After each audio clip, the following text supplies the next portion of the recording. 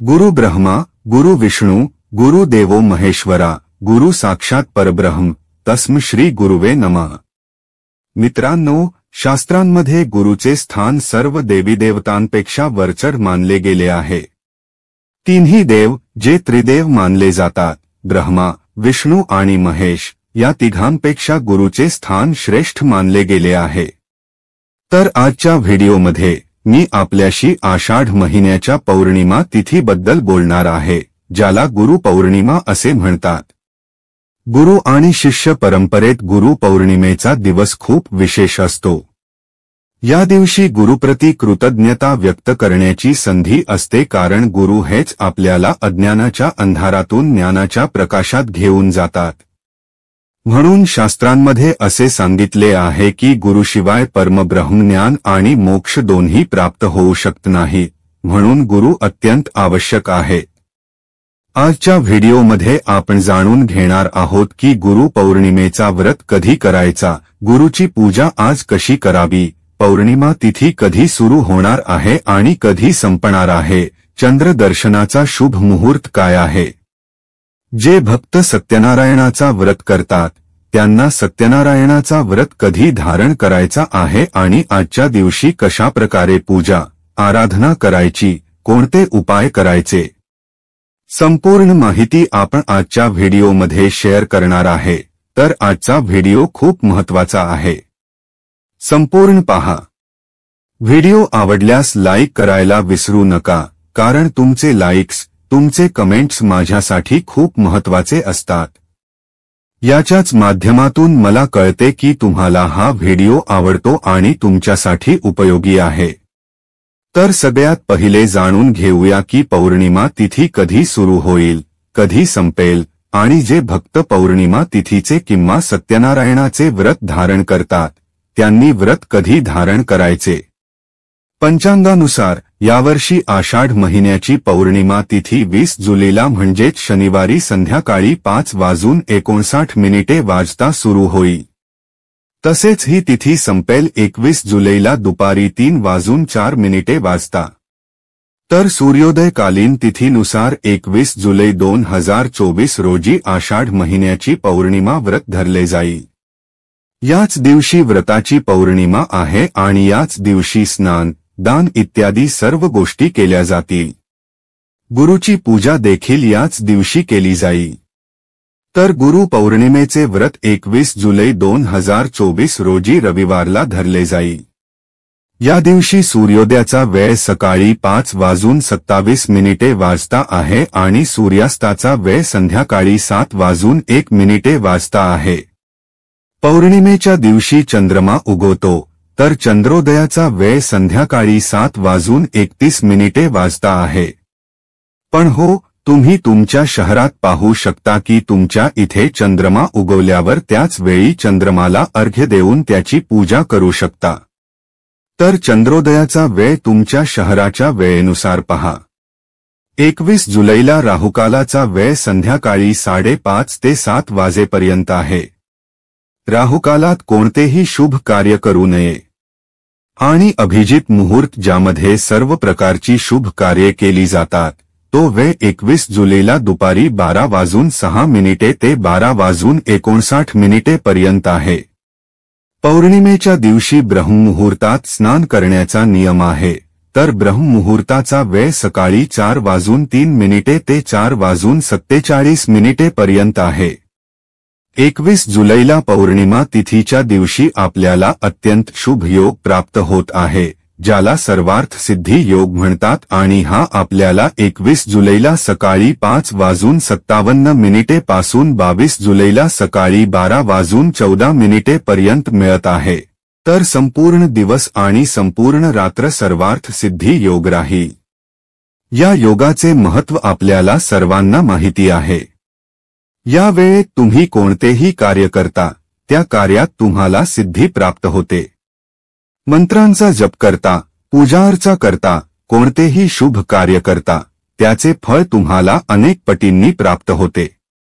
कोणत्याही इच्छेला पूर्ण करण्यासाठी तुम्ही काही उपाय करता त्याचे फळ तुम्हाला खूप लवकर मिळते। तर गुरु पौर्णिमेचा दिवस आणि सर्वार्थ सिद्धी योग असणे हा एक अत्यंत दुर्मिळ संयोग आहे। यावेळी तुम्ही तुमच्या गुरुची पूजा करता, त्यांचा आशीर्वाद घेतात किंवा तुम्ही काही दान करता, त्याचे फळ तुम्हाला अनेक पटींनी मिळेल। पौर्णिमा तिथीच्या दिवशी पवित्र नद्यांमध्ये स्नान करण्याचा नियम आपल्या शास्त्रांमध्ये सांगितला आहे। तुम्ही पवित्र नदीत स्नान करू शकता किंवा जर तुम्ही पवित्र नदीत स्नानासाठी जाऊ शकत नाही तर तुमच्या घरीही सकाळी लवकर उठून सूर्योदयाआधी गंगाजल मिश्रित जलाने स्नान करू शकता। यानेही तुम्हाला गंगेत स्नान केल्याचे पुण्य फळ प्राप्त होते। तर आजच्या दिवशी गंगा स्नान आवश्यक आहे। तुम्ही घरात करायला हरकत नाही किंवा एखाद्या पवित्र नदीत जाऊ शकता, तेव्हा तर अत्यंत श्रेष्ठ होईल। आणि हो, पौर्णिमा तिथीच्या दिवशी स्नान करून स्वच्छ वस्त्रे धारण करून गंगाजल मिश्रित जलाने भगवान सूर्यदेवाला अर्घ्य द्यायला हवे।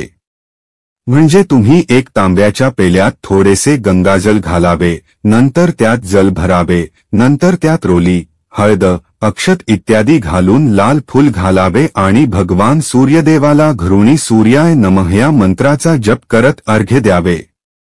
आणि नंतर तुमच्या घरातील मंदिरात जे देवी देवता विराजमान आहेत त्यांची विधीपूर्वक पूजा करावी। शुद्ध तुपाचा दिवा घराच्या मंदिरात लावून आणि तुम्ही व्रत धारण करत असाल तर व्रताचे संकल्प करू शकता। संकल्पाशिवाय व्रत पूर्ण मानले जात नाही। त्यामुळे तुमच्या हातात पाणी आणि फुले घेऊन व्रताचे संकल्प करा की आज तुम्ही गुरु पौर्णिमेचे व्रत धारण करत आहात। व्रतामध्ये पूजापाठामध्ये काही चूक झाली असेल त्याबद्दल क्षमा प्रार्थना करून आणि देवाकडे प्रार्थना करा की तुमची मनोकामना पूर्ण करावी, तुमच्यावर त्यांची कृपा सदैव राहावी। अशा प्रकारे प्रार्थना करून तुमच्या हातातील सामग्री भगवान श्री हरी विष्णू आणि महालक्ष्मीच्या चरणी अर्पण करा। यानंतर विधीपूर्वक श्री हरी विष्णू आणि महालक्ष्मीची पूजा करा। जर तुमच्याकडे श्री हरी विष्णू आणि महालक्ष्मी यांचे विग्रह असतील तर तुम्ही त्यांचे गंगाजल मिश्रित जलाने किंवा कच्च्या दुधात केशर मिसळून किंवा पंचामृताने अभिषेक करू शकता। अभिषेक केल्यानंतर भगवान श्री हरी विष्णूला पिवळे वस्त्र अर्पण करा आणि माता लक्ष्मीला लाल वस्त्र अर्पण करा। यानंतर धूप, दीप, अक्षत, पुष्प, नैवेद्य इत्यादी अर्पण करून विधीपूर्वक श्री लक्ष्मी नारायणाची आराधना करा। अभिषेक केल्यानंतर भगवान श्री हरी विष्णूला पिवळे वस्त्र अर्पण करा आणि माता लक्ष्मीला लाल वस्त्र अर्पण करा। यानंतर धूप, दीप, अक्षत, पुष्प, नैवेद्य इत्यादी अर्पण करून विधीपूर्वक श्री लक्ष्मी नारायणाची आराधना करा। आजच्या दिवशी लक्ष्मी नारायणाची पूजा केल्यास सर्व प्रकारच्या संपत्तीची प्राप्ती होते, म्हणजे सुख, समृद्धी, सौभाग्य, संतती, तुमची जी काही मनोकामना असेल सर्व मनोकामना श्री लक्ष्मी नारायणाच्या कृपेने पूर्ण होतात। पौर्णिमा तिथीचे महत्त्व इतके अधिक आहे। जसे की आज गुरु पौर्णिमा आहे तर आपल्या घराच्या मंदिरात भगवान श्री हरी विष्णूची पूजा आराधना केल्यानंतर तुम्हाला तुमच्या गुरुचीही पूजा करायची आहे। आता बघा, जर तुम्ही दीक्षा घेतली आहे, तुमचे काही गुरु आहेत तर तुम्ही त्यांची पूजा करू शकता। पण समजा तुम्ही कोणाकडून दीक्षा घेतली नाही, कोणाला गुरु केलेले नाही, तर अशा स्थितीत भगवान श्री हरी विष्णू यांना तुम्ही आपले गुरु मानून त्यांची पूजा आराधना करू शकता। किंवा तुमचे इष्ट देवता जसे की भगवान भोलेनाथ, हनुमानजी, ज्यांच्यावर तुमची श्रद्धा आहे त्यांचीच पूजा करा। त्यांना आपला गुरु मानून त्यांची विधीपूर्वक पूजा केली तर गुरु पौर्णिमेचे संपूर्ण फल तुम्हाला मिळेल। आणि हो, आज तुम्हाला गुरुने दिलेल्या मंत्राचा जास्तीत जास्त जप करायला हवा। आता समजा तुमचे काही गुरु नाही तर ज्यांना तुम्ही गुरु मानता म्हणजे ज्या देवाला तुम्ही गुरु मानता त्याच देवतेच्या मंत्राचा जप करू शकता किंवा गुरुवे नमः ह्या मंत्राचाही जप करू शकता।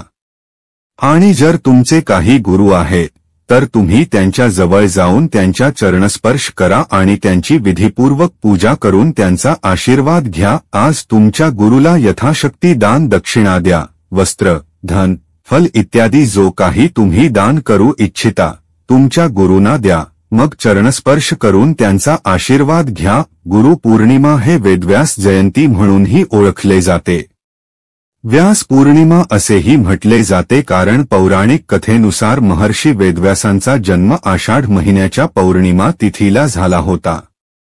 यामुळे या दिवशी व्यास जयंती साजरी केली जाते। व्यास पौर्णिमा साजरी केली जाते कारण महर्षी वेदव्यासांनी महाकाव्य महाभारताची रचना केली होती, म्हणून त्यांना जगत गुरु म्हटले जाते। तर जर तुमचे काही गुरु नाही तर तुम्ही वेदव्यासांची पूजा करून त्यांनाही आपला गुरु मानू शकता। वेदव्यासांची पूजा आज नक्कीच करावी। त्याशिवाय घराच्या आजूबाजूला काही शिवालय असेल तर भगवान शंकराचे विशेष अभिषेक करावे। आजच्या दिवशी चंद्रमाची पूजा अत्यंत आवश्यक असते। बघा, पौर्णिमा तिथीच्या दिवशी चंद्रमाची पूजा केल्यास कोणतीही इच्छा पूर्ण होते, कारण चंद्रमा 16 कलांनी युक्त असतो पौर्णिमा तिथीच्या दिवशी। आणि अशी मान्यता आहे की जर आपण पौर्णिमेच्या दिवशी चंद्रमाला अर्घ्य दिले, व्रत धारण करून किंवा व्रत धारण करता दुधाने जर तुम्ही कच्च्या दुधाने अर्घ्य दिले तर यामुळे तुमच्या जीवनात सुख समृद्धी वाढते, संतती प्राप्तीची इच्छा पूर्ण होते। जर तुमच्या विवाहात अधिक विलंब होत असेल तर तुम्हाला लवकर विवाहाचा आशीर्वाद मिळतो। दाम्पत्य जीवनही सुखमय होते आणि यासोबतच मानसिक सुख आणि शांतता मिळते। म्हणून चंद्रमाला अर्घ्य देणे अत्यंत आवश्यक आहे।